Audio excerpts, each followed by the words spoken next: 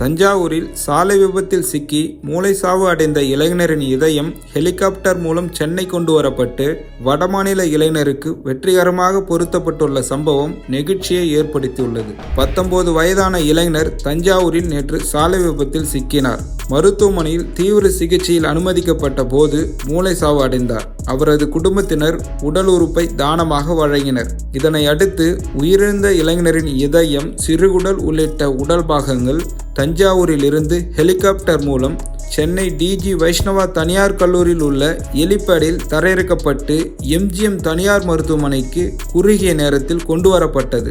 மகாராஷ்டிராவை சேர்ந்த 33 வயதான இளைஞர் எம்ஜிஎம் தனியார் மருத்துவமனையில் இதயம் நோய் தொடர்பாக சிகிச்சை பெற்று வந்தார். இந்த நிலையில் தஞ்சாவூர் இளைஞரின் இதயம் மகாராஷ்டிராவை சேர்ந்தவருக்கு வெற்றிகரமாக பொருத்தப்பட்டுள்ளது. வடமாநில இளைஞரின் உயிரை காப்பாற்றி புது வாழ்க்கை அளித்த மருத்துவரின் செயல் அனைவராலும் பாராட்டப்படுகிறது. மேலும் தஞ்சாவூரிலிருந்து சென்னைக்கு சுமார் 1.5 மணி நேரத்தில் உடல் உறுப்புகளை ஹெலிகாப்டர் மூலம் கொண்டு வரப்பட்டது குறிப்பிடத்தக்கது.